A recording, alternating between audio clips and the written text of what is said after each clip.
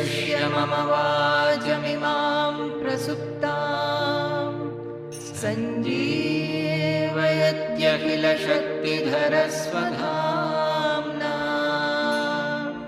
अन्यांश्च हस्तचरणश्रवणत्वगादीन् प्राणान्नमो भगवते पुरुषाय तुभ्यं। प्राणान्नमो भगवते पुरुषाय तुभ्यम्।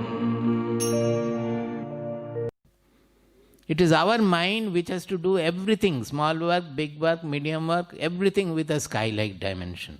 Even if you have to send away your servant also, do it with a sky-like dimension. Lovingly, smilingly, telling him where lies his goodness and ask him to go. Not shoutingly and have a fight and then tip. Not like that. Is it not relatable? So you have to do it. So, the two important point is that here God is Gauna. Gauna means secondary. We are primary, not to increase our ego, but to transform ourselves. That is, our qualities are the primary. Second point is that there is no special time needed for sadhana. All our activities will become sadhana. So no further complaint that I don't get time, Swamiji. You don't have to get time. It's better that you don't get time so that you convert your activity into sadhana. Otherwise, you will only do some useless meditation and come back and do all the nonsense. And for that, how to do it? Buddhi Yoga. You anchor your buddhi in the inmost soul, in that dimension, and become like the soul. Now, from the 13th chapter, after introducing what is knowledge, and all these qualities are the 20 qualities mean knowledge. Just as I said now, that the assembly of the 20 qualities, etad jnanam iti proktam. This is called knowledge. After saying that, you have to, the Bhagavad Gita has to guide us to collect all those, to cultivate all those qualities. So they started with the Triguna, that is the Guna, what is that? Gunatraya Vibhaga Yoga. This concept of Sattva, Rajas and Tamas, it is there in Bhagavatam also, in many other places also, but Bhagavad Gita has presented it with quite wholesomeness, in a very elaborate manner. Why? Because he has to now bring down the sadhana to an applicable level, in the down-to-earth level. See, Upanishadic sadhana is very, very great, but it is, you cannot say it is a down-to-earth sadhana, because your mind, unless it is free of all these karpanya, these constrictions, it is very difficult to contemplate on the soul. You will not be able to do. But if you are able to do, then it is a fastest sadhana. Generally, our Shastras compare that, suppose there is a fruit, ripe fruit you are seeing. To pluck it, you have to have a long stick with a jali or something or so, and even then it may not reach. You have to climb half the way and then you have to pluck it.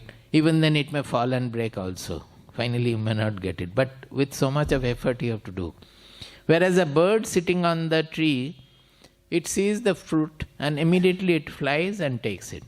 It is like Jnana Sadhana is said to be like this. That is, straight away you go and take the fruit. But the problem is that we are not fit for that sadhana. What can be done? We have to do something for which we are fit. Otherwise, neither this way nor that way. That is what Arjuna was told. If you take to sannyasa and beg and remain in the forest, neither you will be able to progress spiritually, nor you will be able to have your kingdom or fight the war or defeat the wrongdoers. Nothing can be done. So this Gunatraya Vibhaga Yoga, it brings down the sadhana to a practicable level that nobody can say that, Swamiji, how? The problem now is that whatever is said, lekin Swamiji, kaise hoga? Kaise kiya jata hai? How to do it? How to do it? There is no how, we have to do it. Now, to do it in case of jnana sadhana, it is very difficult to tell you, because you will not be able to do it. But in gunatraya yoga, vibhaga yoga, you have to do it, and you are able to do it provided you want to do it. So we can say that you are not doing it because you don't want to do it. What is that? Generally, everything in creation is divided into three. Not divided into three. The whole creation is made of three strands. This guna has got two meanings. One is the quality. Another is in a rope you have strands. That is also called guna. Three guna.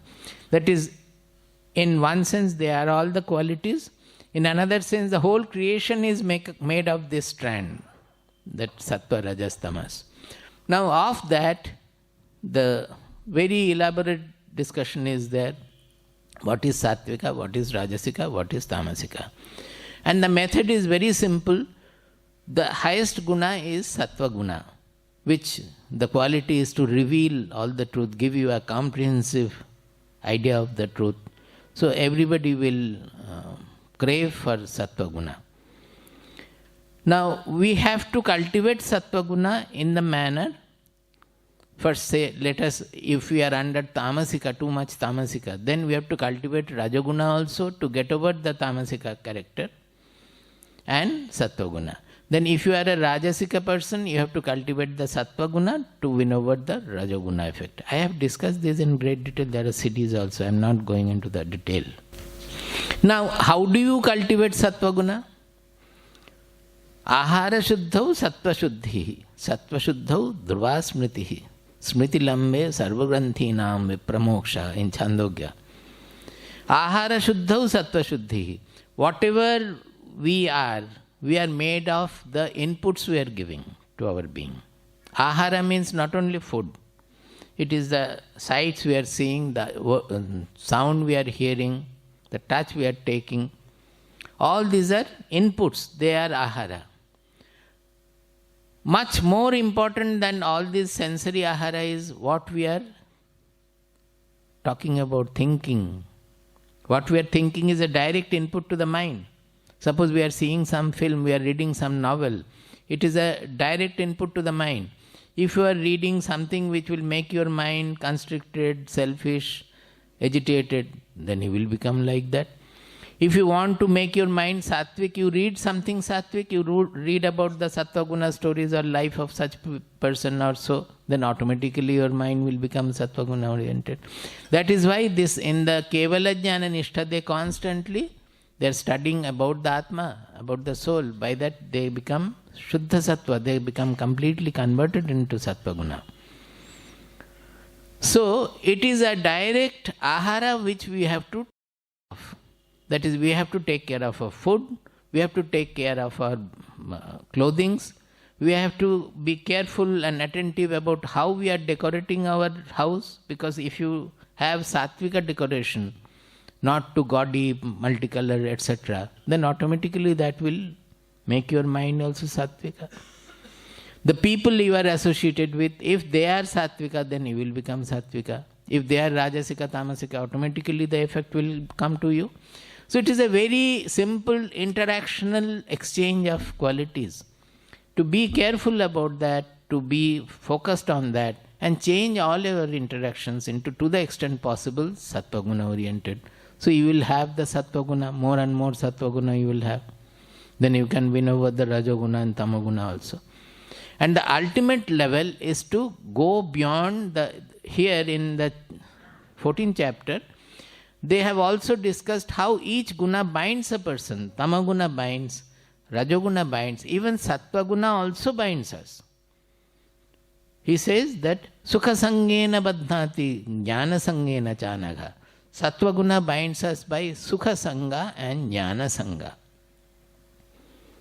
Now, there also we have to be careful. When they are saying sattva guna binds us by sukha sangha, what is that sukha? It is not the ordinary sukha that they are talking about. Sukha also is divided into sattvika sukha, rajasika sukha, tamasika sukha.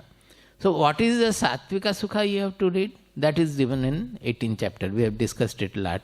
We will again discuss it this time.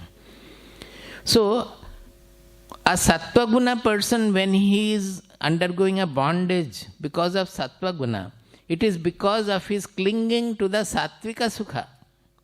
Suppose when we read the Shastras, it gives so much of bliss and joy and expansion that we will easily be bound to it, much more than other so-called indriya pleasure, this, that and all. This bondage is much more tight.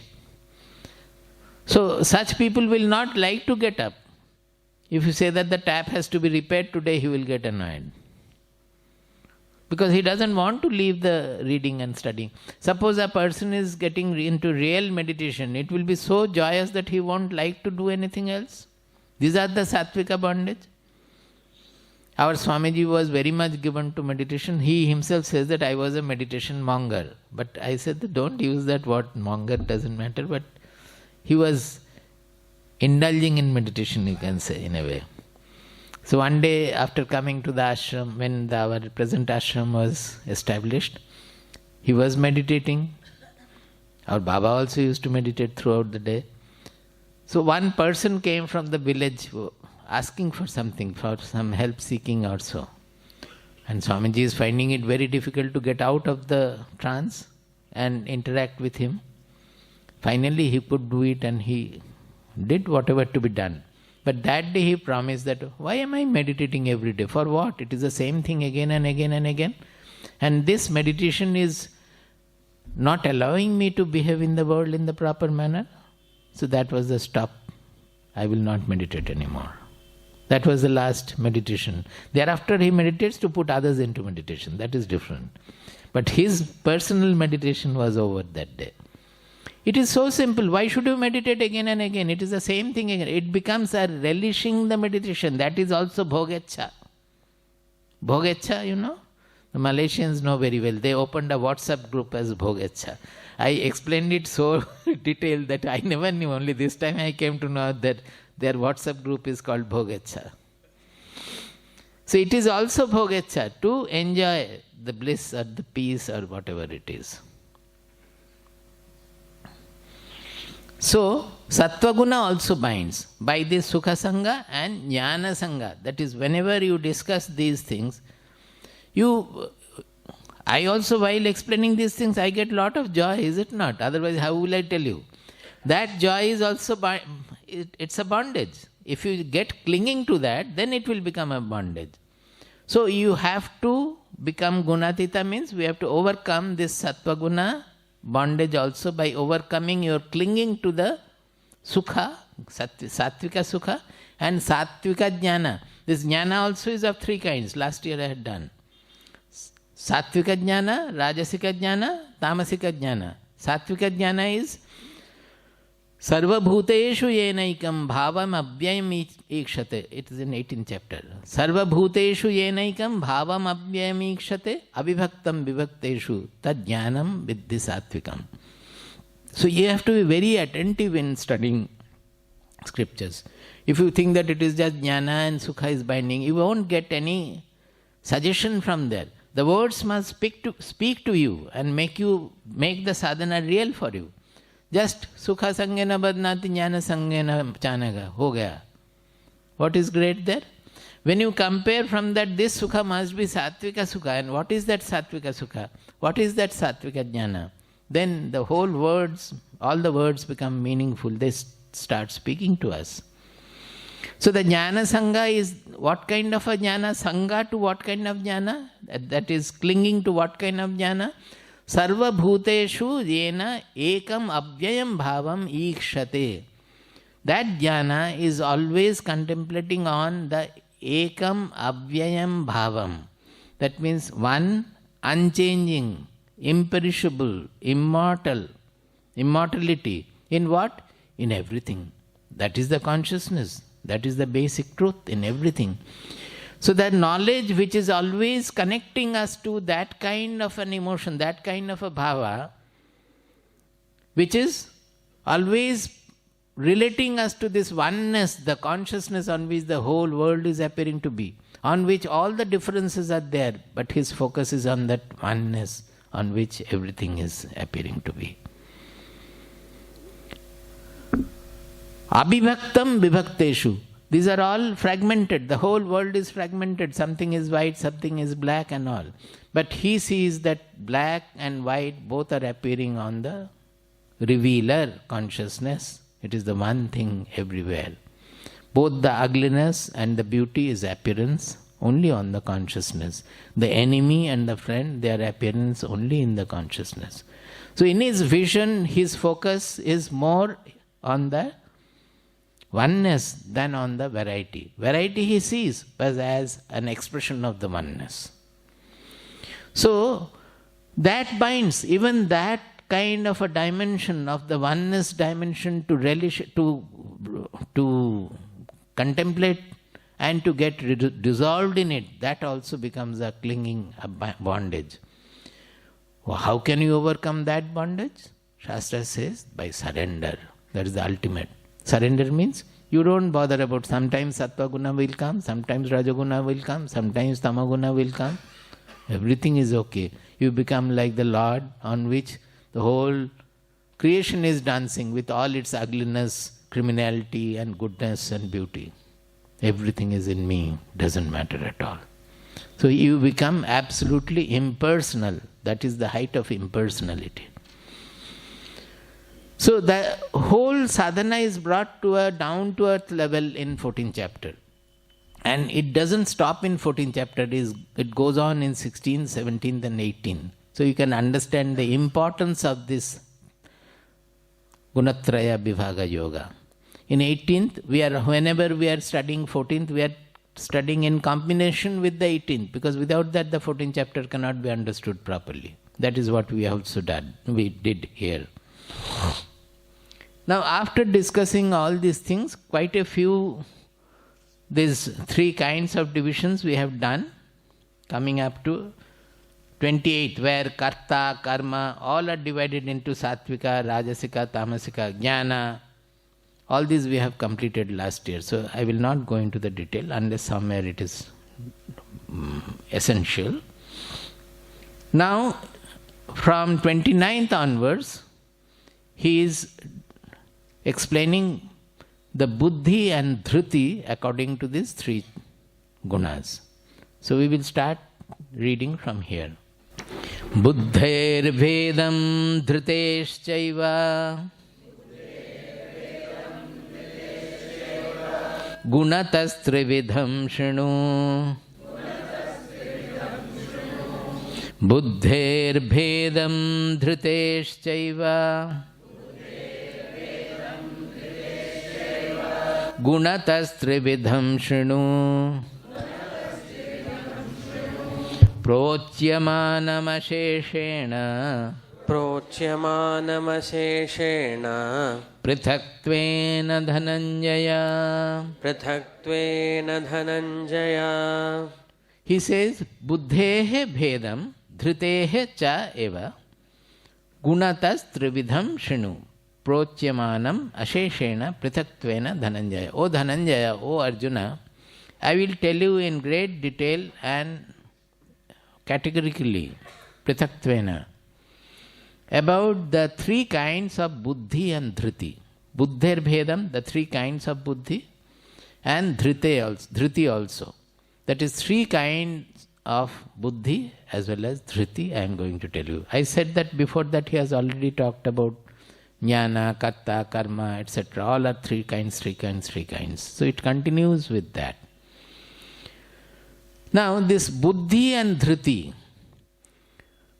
Buddhi is by which we understand anything. And dhruti is whatever we have understood, we retain that. Dhruti has got two meanings. One is the persistence, another is the retentivity. We retain whatever we have understood, we retain that, and also we persist with that. Now the question is that when you are listening to this discourse, many of the things you are able to understand. That means the buddhi is able to grasp. That means the buddhi has taken to a sattvika level where the enlightenment comes to you. You are able to understand the truth which you were not able to do earlier perhaps. But doing it, when you go back, how is it that you are not able to retain it?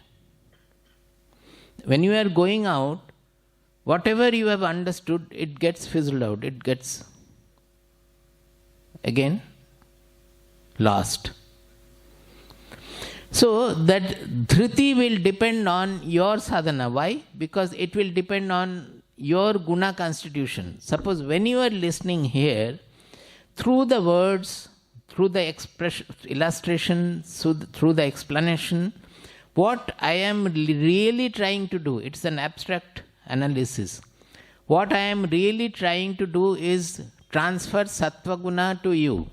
How can I transfer? I can transfer from my buddhi to your buddhi. I have to think about various illustration and all. I am applying my buddhi, and through those words which will appeal to your buddhi, I am transferring, really speaking, I am transferring sattva guna to you, so that you are able to understand. Do you get my point? Little abstract, but if you understand, you will get a lot of joy in it.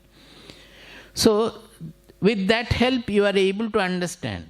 But when you are alone, to retain that, you have to have your enhancement of the sattva guna. Otherwise, you will not be able to. Similarly, when you think about it, what are the things you are able to retain? Whatever you like. Suppose the taste of rasgulla we will not forget easily. Or how to make rasgulla also, if you learn, you will not forget. How to make this sabji, you will not forget. Why? Because your attachment, your interest in that. It depends on your interest, your valuation, your evaluation of life, everything. Whatever you have taste for, that you will be able to retain. Am I clear? So, for sadhana, what do you have to do? You have to change your taste. You have to develop taste for the truth. You have to develop taste for this sky-like dimension, for this impersonality, for this unaffectedness, for this changelessness, for this immortality. As we develop the taste for it, so much will be the retentivity for us. We will be able to retain it. Samajh mein nahi aa raha? This is it. This is how the sadhana grows. So, now he is going on to, I will again explain buddhi and dhriti, it will come again and again. But let us go ahead a little. He says, what is the sattvika buddhi? Now, I have already told you what is the sattvika jnana. Now, the jnana is a result of the buddhi also. Without understanding, you cannot have jnana. So, sattvika jnana is who sees the oneness in the multiplicity, that everywhere he finds the unity in diversity, that wholesomeness, unchangingness of the truth. His vision is always like that. It's a comprehensive vision. So, you can think in another term that this seeing the one unchanging truth is too far perhaps. But whatever gives you a little comprehensive vision is sattva guna. Suppose even in dealing with somebody, are we not very partial and our egocentric in dealing with people? If the sattva guna increases in you, you will find that you are able to accept others and understand. In a group, you become the mediator because you can understand what is the truth in A's saying, what is the truth in C's saying, what is the truth in B's saying. So you can come to a comprehensive summary, a balanced approach in everything. So these are all had by sattva guna. They are all effect of sattva guna. So will not any manager or managing director like to have sattva guna more? The more he gains sattva guna, he will be able to bring up all his employees and everybody, all the departments very well because of the comprehensive vision. So comprehensive vision is the quality of sattva guna. That is from the sattvika jnana we knew. Now he is saying the sattvika buddhi. Because what is the buddhi's job? Buddhi's job is to analyze. It is not just the jnana, it is analyzing. Pravrittim cha nivrittim cha. Pravrittim cha nivrittim cha. Karya karye bhaya bhaye. कार्याकार्ये भयाभये बन्धं मोक्षं च या वेत्ति बन्धं मोक्षं च या वेत्ति बुद्धिः सा पार्थ सात्विकी. बुद्धिः सा पार्थ सात्विकी. Quite a few he has given. We have to understand each word. What is that? Pravrittim cha, nivrittim cha. That is pravritti and nivritti. Two opposing things they are giving. That is, next is karya, akarya. Karya and akarya. Karya, karya. Bhaya, bhaya. Bhaya and abhaya. Bandham, moksham cha. Bondage and liberation. Ya vetti buddhi sa partha satviki. That means a sattvika buddhi will be able to differentiate between bandha and moksha, pravritti and nivritti, karya and akarya, bhaya and abhaya. Are you remembering the viveka? It is the same thing. Sattvika buddhi means viveka. What is viveka doing? The viveka is defined in Vedanta as which can differentiate between the permanent and the impermanent, immortal and mortal. In a lower level, beginner's level, the buddhi, the viveka is that which distinguishes between shreyas and prayas. In Kathopanishad it will come tomorrow, I think. Shreyas and prayas. Shreyas is what will take us to that ultimate auspicious goal of life, which may not be immediately pleasurable, but which will take us to the ultimate peace and auspicious goal. Prayas is which is immediately pleasant, but which will take us away from the goal. So our viveka should be able to distinguish between where lies the shreyas and where lies the prayas. Kathopanishad says that the nature comes before you always with these two baskets. One is the shreyas, one is the prayas. It is for us to choose whether I will take to shreyas and prayas. You cannot say my karma. That after getting into trouble we say, oh, my karma. It is your karma in the sense that you have the choice. You have to make it. Karma doesn't mean that it is the fate. Karma means you are making the sentient choice. So, like that here also they are saying where lies the bondage and where lies the liberation. In choosing from life, in the life situation, by what will take us towards freedom and liberation and what will bind us, that the Sattvika Buddhi will able to tell us. Just now we were discussing that bondage and liberation, that Sattvika Jnana and all, that which will take us to the oneness, unchanging, impersonal level, and which will make us small, selfish, constricted. Now, pravritti and nivritti. Pravritti means it's a tendency to get involved in the worldliness. Tendency to get involved in worldliness. And nivritti is withdrawing from worldliness. Not to get engaged more and more into worldliness.